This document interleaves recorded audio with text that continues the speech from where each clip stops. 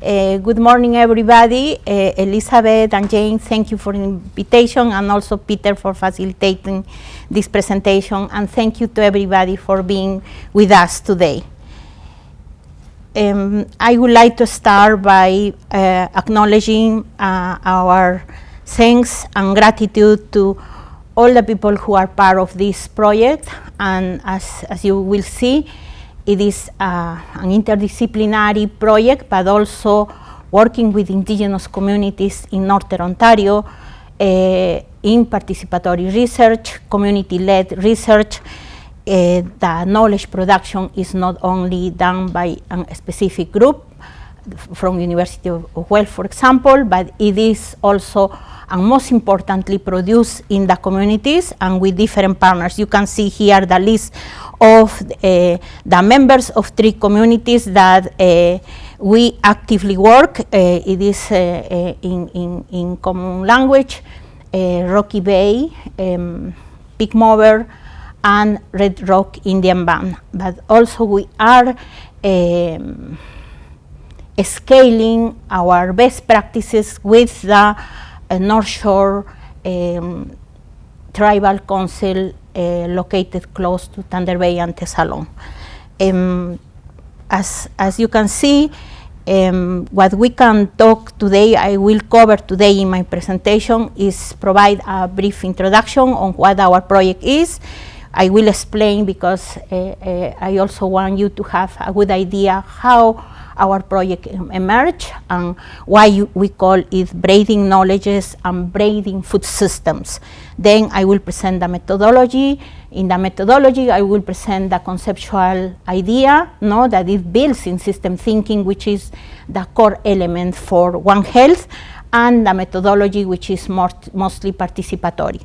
And then I will cover quickly what we have done during these 2 years and a half of the project, but also we will discuss a little bit what it means for us, for researchers working with indigenous communities, the way that we do research, and what are also some challenges that we have found and how we can overcome this together, and then a brief explanation of next steps. Today's goals presentation is to explore how multiple knowledge systems can be braided, no integrated, okay? It is braided or woven to enhance sustainability, resilience, and justice in food systems, especially in indigenous food systems. And when we talk about braiding knowledges for food systems, what it means, what challenges we face. Well, indigenous people's food systems are essential, we know, not only in Canada, but worldwide, are essential to health and well-being, livelihoods, and global biodiversity conservation. And they face complex and intersecting climate, economic, social, and political challenges. And unfortunately, this is changing in unprecedented speed. Loss of biodiversity, knowledge, and culture. And also it is epistemic injustice, because most of agri-food system research and policy concentrate more on large scale and industrial agriculture, but we haven't given indigenous knowledges and indigenous food systems the position and visibility that they deserve. And in First Nations communities in Northern Ontario, the place where we are working, it is inequitable food access and health disparities. But also these are disrupted, and affected the ancestral knowledge due to ongoing settled colonialism, land dispossession, and system marginalization. There are community food sovereignty initiatives in Northern Ontario, in Canada, especially in Manitoba and Northern Territories, but they help us and to understand how these strengthen cultural connections and address food security challenges. And well, it is no space, no? Maybe here we say a space is needed for indigenous epistemologies. It is value and appreciating and positioning indigenous epistemologies, practices, and autonomy in food system governance. They need to be there, and also to work on indigenous-led food growing initiatives. But when we talk about braiding knowledge systems, what it means, as I said, it is not integration of knowledge systems. It is braiding, weaving, no, going together, and it is organized in structures and dynamic processes for generating, sharing, revising, and adapting content based in a body of propositions used to claim truth and criteria for reliability and quality. And indigenous knowledge systems are living knowledge systems that are self-renewing, adapting, and relational. And I want you to remind this, because what we are using is the relational system thinking in our approach. And what is braiding? As I mentioned before, it is weaving, bridging, connecting.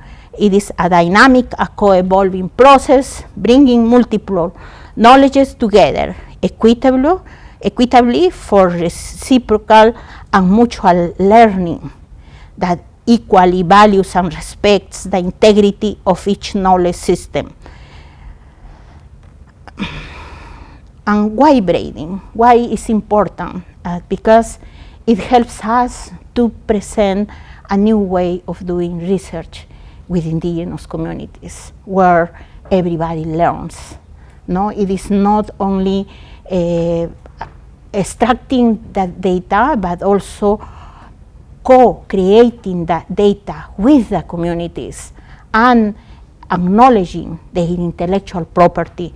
And it has to be done with care and respect, no? Because braiding can create something stronger and richer. I think it creates more transformative ideas and transformation of the group's minds, and also the contexts where we are working. Obviously, and we have to consider, when we talk about transformation, it doesn't happen overnight. It is not change.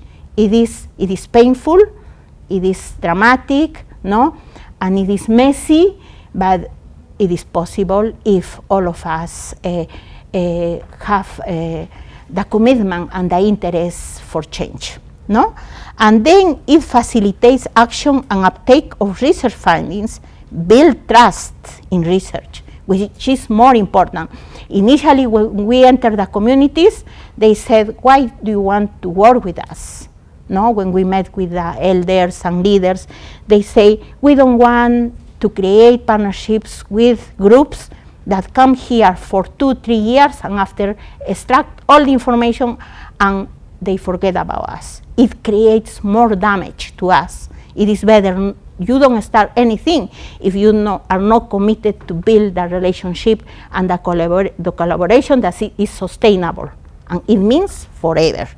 No, it is the reason also that I didn't mention initially in my presentation. We have 2 members of the team here that have been supporting the group or the project, but we have around 10 PhD master students, not only from the School of Environmental Design and Rural Development, but also we have students from other programs, including the Ontario Veterinary College. But by doing that, what we aim is shape decision-making spaces, no? Power, you know, and some know that it is not only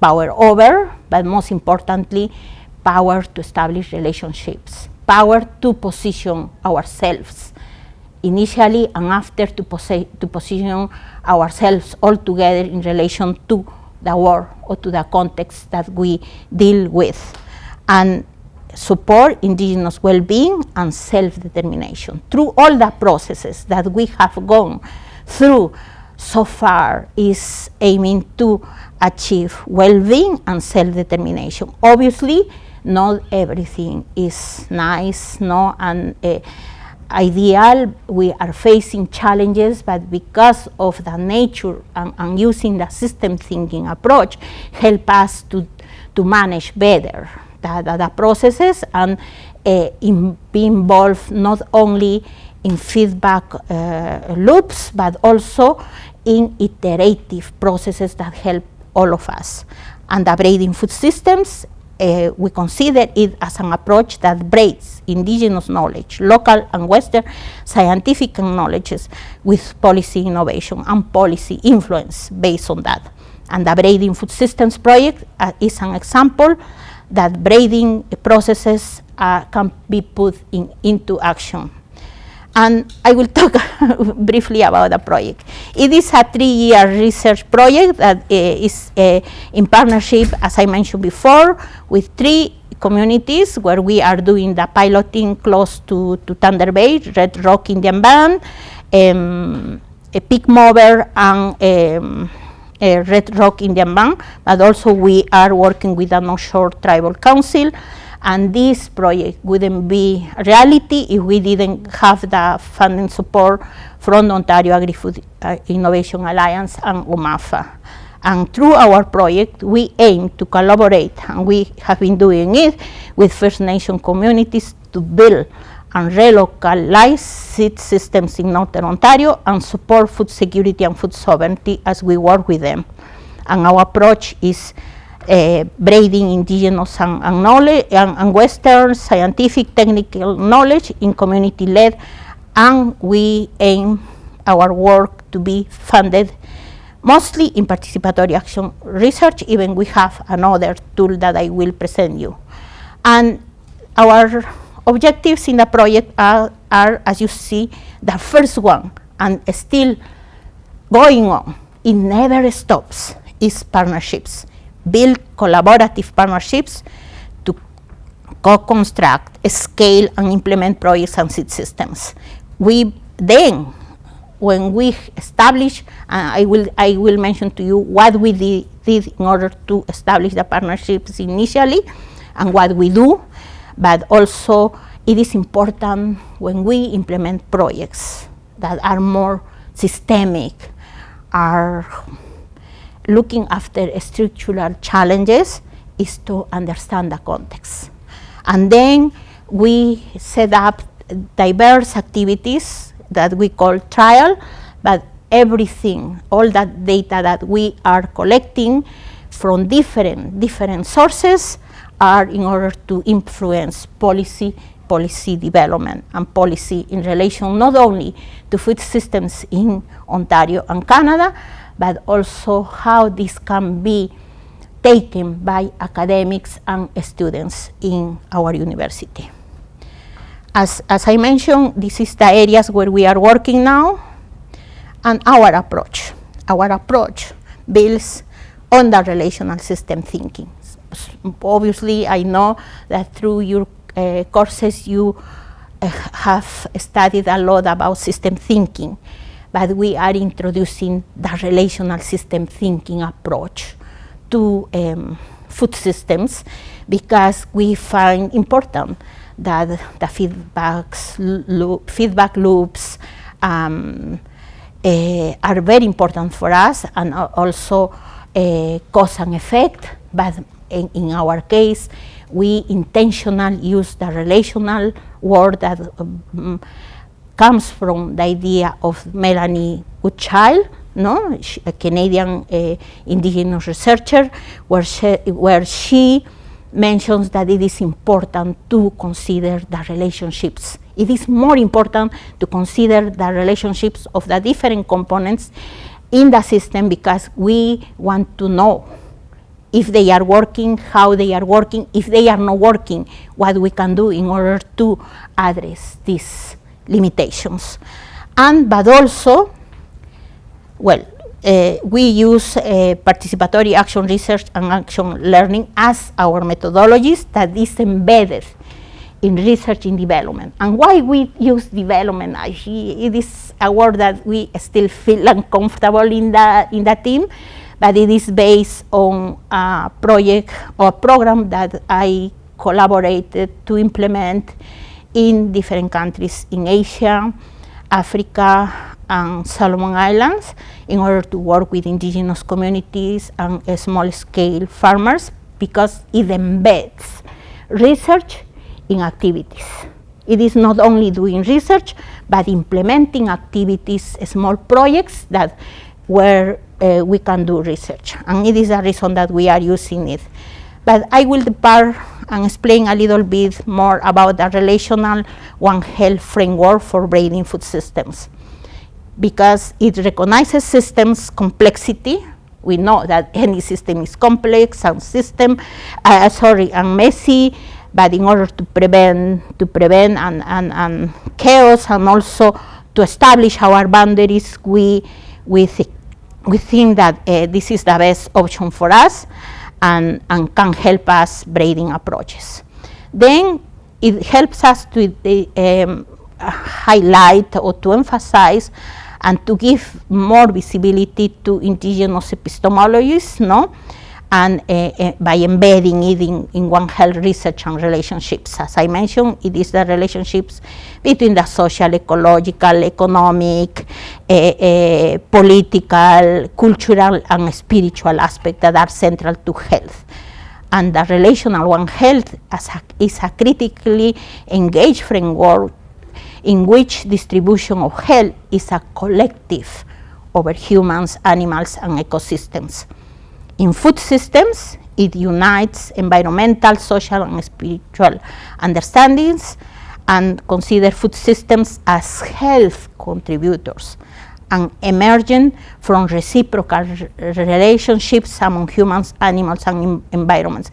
And it is not only us here at University of Guelph that we think that. We got it from our partners when we initially engaged with them. And health of foods is the emergent state of relational balance. And we have seen in multiple indigenous communities, not only here in Canada, but in other countries in Latin America, in Asia, that if the connection, the relationship with food is broken, all the system fails. And what is the relational system and One Health? The relational system, as I said, it came from the idea from Melanie Child. She has two papers that are very important, one in 2021 and the other one in 2022. It talks about complexity, relationality mindset rooted in indigenous worldviews. It defines knowledge and reality through ongoing relationships among land, humans, and non-humans. And it is about land, culture, spirit, and being that are not just interconnected components, but co-constitutive participants in ongoing relations. Indigenous system thinking approach is what we use. And One Health. One Health is the framework that examines the interdependence of humans, animals, and ecosystems health. Historically, it has focused, and you know more than me about it, on zoonotic disease, but it has been evolving toward holistic systems perspectives, linking ecological sustainability with social and health outcomes. It is the conventional system thinking. And what is the distinct ontological commitments? Indigenous system thinking focuses on relationships sustaining and sustained by systems, not only on function or output. On the other hand, the conventional system thinking conceives of systems as bounded wholes made up of interrelated parts. And I want to emphasize here, I have worked extensively with indigenous communities. I come from the Andes of Peru, from a valley that is located at 3,200 meters above sea level. I live in the valley, my family had a farm in the valley, but at maybe 40 minutes away from our farm, there are multiple Quechua indigenous communities and peasant communities. And I have lived and experienced their lives because they used to come to work in the farm, and also we used to come to visit them, and they maintain a big range of biodiversity. For example, without exaggerating, around 3,000 varieties of native potatoes, no? But also they have Andean roots, tubers, and shrubs, and fruits that they still maintain it. And the relationship with the land, the relationship with animals, with plants, is very close. So it is the cosmovision, the Andean cosmovision worldview. So it encounters with not only with One Health, the One Health framework, but with a relational system thinking. And what is our lens in order to work with them? We get idea from some authors that have been working in braiding knowledge in Latin America and Asia, Salas and Tillman, and they consider it the knowledge dialogue, or dialogue of knowledges. And it is but now, because we are in the Canadian context, we use the ideas of Bartlett in order to facilitate the process of knowledge co-production and partnership, and it is based on the guiding principle of Mi'kmaq knowledge. And it is a framework from bringing together different ways of knowing to facilitate interaction and co-creation of knowledge to support collaboration, enables multiple perspectives, enables, and most than that it respects multiple perspectives, are considered as equal to be recognized in a non-hierarchical way. The methodology. As we said, we braid knowledges. And we build in the research and development approach, as I said to you, an idea of embedding research and development. But we have two different methods. We have participatory action research and action learning. And how we implement it is through a framework that I developed in 2014 when I was working in World Fish in order to support capacity strengthening of not only communities or community members, which included indigenous communities, for example, in Zambia, in Kenya, in Asia, but it was also to promote the learning of scientists and researchers working in our projects. And it is reflexive, action-oriented, and cyclical, sorry, my pronunciation. And well, the methods that we use are two: participatory action research and action learning. As you know, most of you know for sure, it is collaborative, it's reflexive, critical, experiential, it is hands-on group learning, enhancing skills for critical analysis, improving collective decision making, and maybe contributing to community development or community cohesion. Action learning, on the other side, is an approach to problem solving, but based on the experiences of people, on the needs of people, and tackle real world challenges. And it takes action, reflects on results, and is a learning problem solving, helps to develop the skills on learning problem solving. And the tools are, well, I will explain quickly the tools, because I want to concentrate in another important tool. We use baseline tools. We use surveys, soil testing, participatory focus group discussion in order to understand the context. We had situation analysis, historical analysis, vision analysis, food system characterization. But also we use a tool that is very powerful and important in the communities to promote sustainability and also collective action in the community, and it is the participatory citizen science. We have garden stewards in each of the communities that manage the gardens, but also they do research. They document all their experiences, and you will see the results here. We also contribute to school curricula, and it is an action that we took in relation to integrate all the community. We have engaged with the schools, and I will explain about it a little bit later. And we have community action learning through the schools. We have the junior and community life schools, as I mentioned before, and they encounter and relate with what I mentioned before. It is the school teachers' curricula. We have built seed lodges, seed houses. We wanted to call initially, because we came with that idea, seed banks. But people in the community said, no, don't use banks. We don't like that word. And they call it seed lodges. And we have community food fairs, where we have the benefit of bringing not only our produce from the garden, but also the community organizes this in the hunting season. So community members, schools gather together, and it is a celebration for the food. No, it is something that we have. We are proudly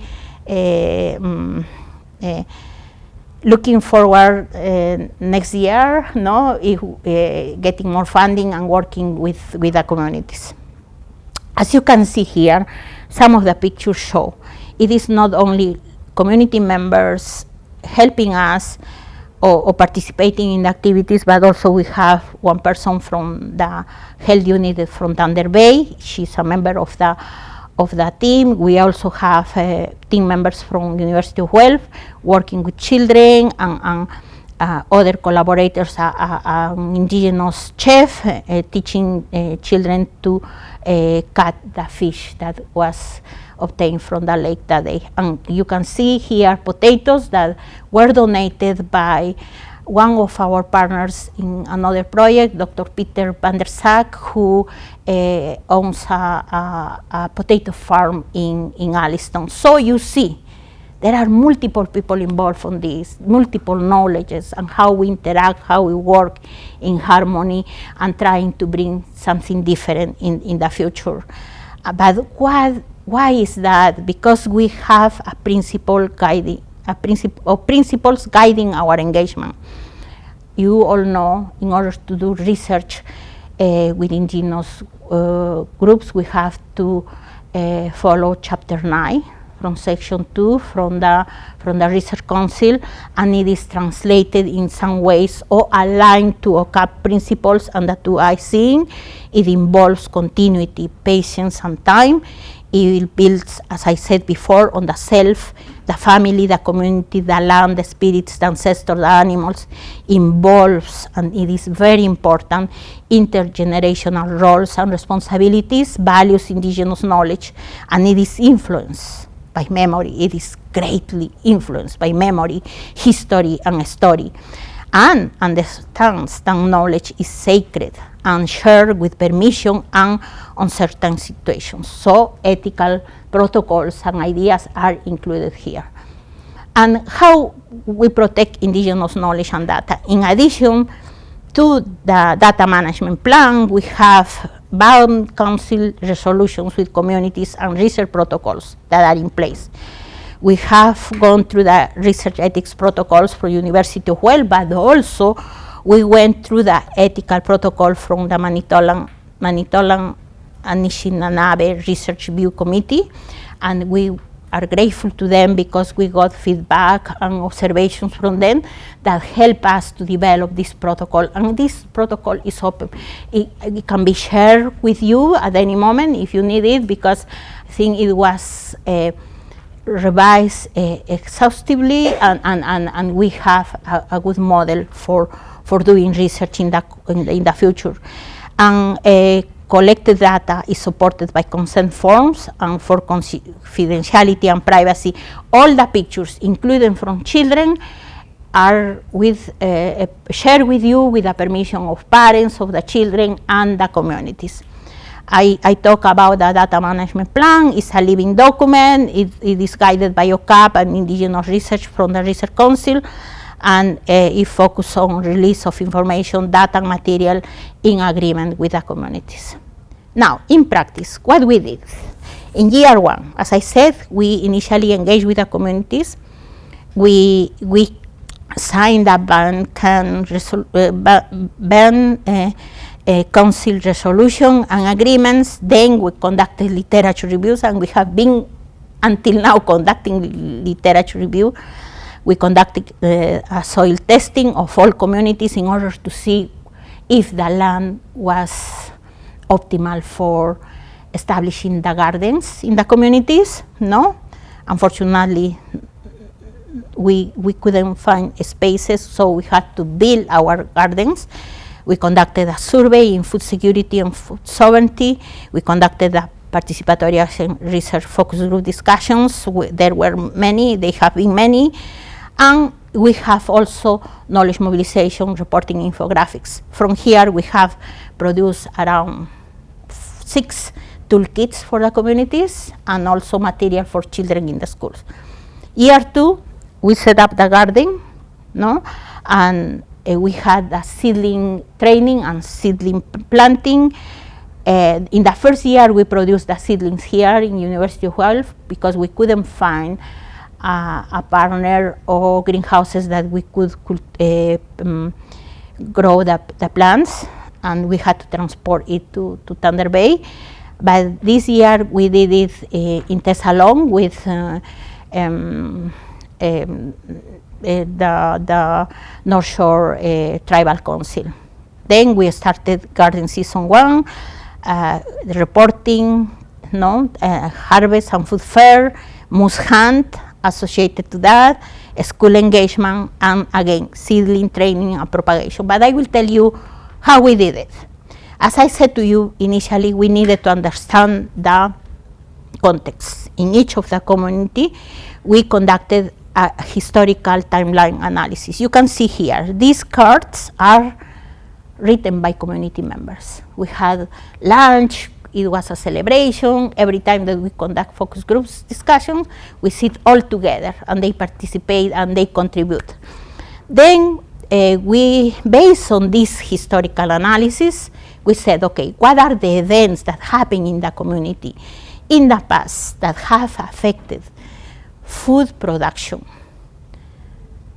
or acquisition of fresh food, no? And then we conducted a visioning exercise because we wanted to know what they aim for the future, what they envision in the community in relation to food security and food sovereignty. And based on that, we got a list of vegetables and medicines that medicinal plants that they wanted to cultivate. We look for seed providers, local seed providers, regional seed providers, seed keepers, indigenous seed keepers, and also seed keepers are closer to us in USA.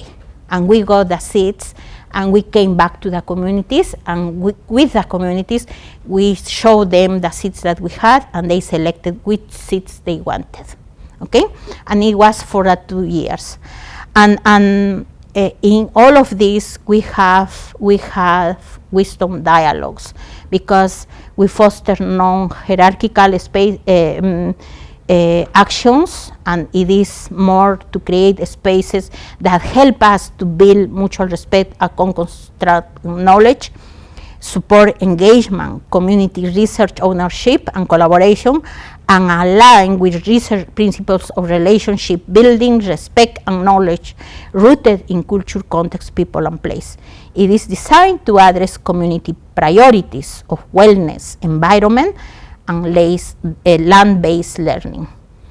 Later on, we engaged with the schools, as I mentioned to you. We collaborated in developing the Greenstone Board of Education school curriculum for grades 7 and 8 with Miss Cheyenne Bartlett, who is a leader in Northern Ontario in Indigenous communities, and she leads the education program in the Greenstone Board of Education. And we braided land-based indigenous knowledge with gardening practices. We engage with the students. We have engaged with the students in classes, but also you will see as a result of that engagement, they now visit the gardens, they work with Tristan in the harvesting, no? So the partnership with the schools for us is very important and key in order to promote food production in the communities, but also in order to influence in community cohesion and community sharing. We have had extracurricular activities, and where the garden steward leadership is important in coordinating activities, but also in bringing community members to the activities. After school and summer programs are also important for us because it is continuation what happened during classes, and activities don't stop. We also have, as I mentioned before, implemented seed lodges, no, in the 3 communities, and also in one Catholic school, St. Andrews in Nipigon, because they have interest also in collaborating with the community Red Rock Indian Bank.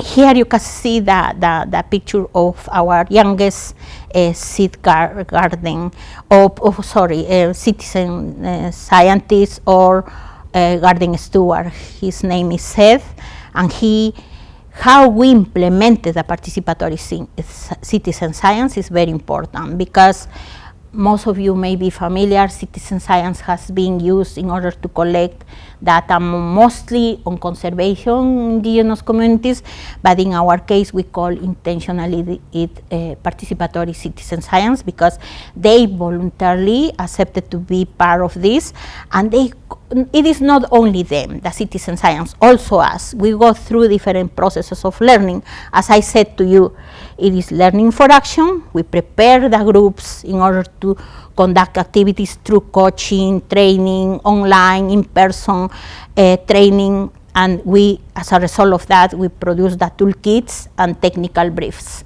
But the technical briefs were co-developed with, we haven't stopped doing that, with garden stewards. Garden stewards talk to us every week, no, and they report about problems that they encounter in the garden. For example, last year Seth found that most of the plants of potato, and they never cultivated anything in these communities, a community level, and he found that potato plants were dying, and what we realized, it was Phytophthora infestan, a disease that is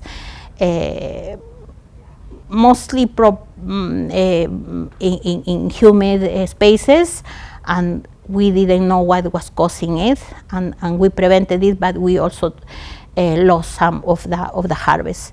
But after they are prepared for action, they go to the field. We go to the field all together, and we take care of the garden. We do food demonstrations, seed lodges, seed keeping, and we adapt all the time in the project through these iterative processes. And we have weekly reports on research, but also reports of activities that we conducted. We have photos, pictures, and videos. And what is next? Because our intention is not only to stop there. Our intention is continuing in learning from action, to come to reflective meetings, to analyze what happened in the field, what we have learned in the field, but also what are the gaps that we have encountered, not only in relation to knowledge, but activities that we have. And we do, for a reason, we do workshops, we do some outcome analysis, and we produce educational videos, and we do mapping, and produce policy briefs. And here it is important, because if we take the 3 components of learning learning and action, it is mostly to influence change and transformation, but we know that changes in behaviors, those that are specialized in behavioral change, behaviors, attitudes is more difficult to change, but we aim that through processes of learning and interaction, we may be able to shape our mental models and to adopt new ideas that can help the communities, but most importantly, the well-being of our families and our well-being too. And you can see here when we have the participatory citizen science and how it is not only for the participatory citizen science, but seed lodge and youth engagement. We go through a project cycle. No, we first design, implement, reflect, and share that aligns well with the learning and action framework that I presented you. And here you can see how all the elements of the methodology come together, no, especially for the participatory citizen science research process. They design the project, we co-design the project, we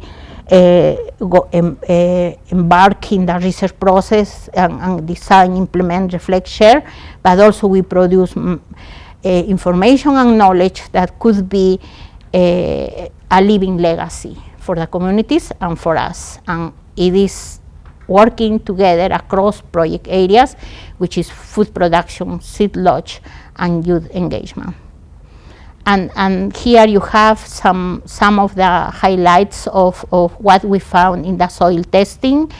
In the communities, it is very general because for each of the communities, based on the soil testing, the survey, and the participatory tools developed in the first year, we have developed or co-developed community profiles. Each community has the profiles, and these have been implemented not only at community council level, but most importantly in all the units that support the council: health unit, education, land-based initiative, natural resources unit. And key findings, well, in traditional food system, we have that food is consumed by communities for generations using methods that are rooted in indigenous knowledge and methodology. And the barriers are accessibility and cost of transportation and distance from towns, knowledge of harvesting practices and zones, and pollution and degradation from extractive industries and development. In the commercial food system, well, it is what I am presenting right now is the typology of food systems, the characterization of food systems that we had in the communities. In commercial food systems, they mostly get the food from commercial or store-bought food, and it is represented by food bought from stores or restaurants, including grocery items and prepared foods. And food is very expensive. Those who have been in the north know that the difference in prices is huge. And the barriers that they encounter is accessibility and cost of transportation and distance from towns. Sometimes they have to go from their communities to Thunder Bay or to the closest town, and some of them they don't have cars, and they cannot mobilize themselves. So you see all the limitations that they encounter. But also the cultivated food systems represent those grown locally in community or household gardens and greenhouses, and the barriers are the skills that they may have for food growing, the garden plots and infrastructure, start-up costs associated with setting up a garden, cold weather and short growing season, and poor soil quality. And in the 3 communities that we work, we noticed that, for example, corn couldn't be produced in one of the communities because of the season, no? And we have supported, not directly, we didn't present the proposal only for one of the communities, but we supported presenting proposals for funding, and the 3 communities now have greenhouses. So they will be cultivating their food in the greenhouses. here you can see it is a little bit crowded and seems to be messy, but you see here how it is a summary how the citizen scientists work through the all season, all the observations that they had and all the challenges that they have during the growing season. I will share the PowerPoint presentation with Jane and Elizabeth, so it can be shared with you, but you can see the experiences are similar in some cases, but also you will see some differences among the communities. As I mentioned before, there are some challenges that some communities have faced during the 2 years, no? In one garden, late blight, as I said, but in another garden, everything was beautiful, and it was on the soil, on the ground, no? And I think it is the type of additions that were introduced to the soil through the years. But in Garden C, we found that the peppers didn't produce properly, and it is amazing to see. And in all the communities, for example, we had chilies because they chose chilies. No, it is not because of us. And people wanted to eat the chilies for first time, and for them it was a bad experience. Another time, as citizens scientists, we taught the person that to differentiate plants even when they emerge, but yeah, because of the experience or the lack of experience that they had at the moment, when we went to the garden, we found that we didn't have any corn, and we said, "What happened with the corn?" And she brought a bunch of plants, and she said, "I thought that they were weeds." But she learned, no? Next time she will be more careful with that. But yeah, it is more talking again. Yeah, we talk about braiding knowledges, what is the importance, and what the participatory citizen science present for us. It is, for me, it is transformative, and for all of us that have been experiencing how the garden stewards have been involved on this, and it is an opportunity to co-create knowledge, no, while fostering spaces for community leadership, empowerment, and most importantly is to have food access and control through the ownership of all activities and the garden and the food that they produce. And for university, for us, community research is very important. It's an opportunity for growing together, no? Oh, obviously there are some tensions. We have a lot to do. We have a lot to do on this, and I encourage you who have the interest of working with indigenous communities, engaging with indigenous communities, please do it. Do it. They welcome us, but also be consistent and show your interest, no? And respect when you engage with them. It is very important, because what we aim is to continue doing research differently. It is more about applied research, no? Embedding research in development in order to improve the situation of people, but also the knowledge of people who act as facilitators or enablers in these processes. And here you can see 4 or 5 appreciations of people in the communities, what they think about health, no, in the communities. For example, yeah, we talk about the disconnection with food, but also we have to face challenges, and it is the reason that it is systemic, intergenerational trauma, mental health, and we need the support from everybody in order to continue working with these communities. Obviously, they have wonderful people, knowledgeable people working in the communities, in the different units, but we need to do more work, because we deserve to have the same type of life that we have in the cities, like in rural areas in Canada and worldwide. And as in order to finish in few slides, for us, braiding is not assimilation, no, because knowledge systems maintain distinctiveness while creating synergies. Obviously, we have challenges. It is epistemic injustice, institutional resistance, and uneven resources provided to the communities, but opportunities are there, no, in cultivating spaces of sustained dialogue, respect, and openness for possibilities.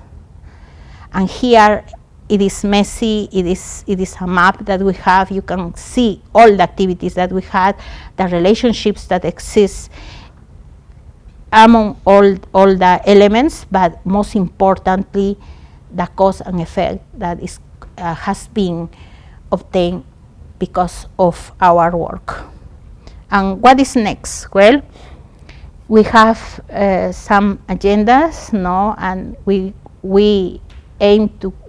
are committed to continue working with the communities, and we are going to go to another level, because now we establish the community gardens, and we have the engagement with the schools, and we have the domes in the communities, and we are going to work on community household gardens, no, and do a cross analysis and also cross collaboration between community gardens and community or family gardens, because we have been able to keep some seeds, obviously not all seeds, but we have some seeds that are going to be important in these communities. Also, we have we are presenting proposals in order to work with the Three Sisters. Most of you may know that the Three Sisters are the three crops that indigenous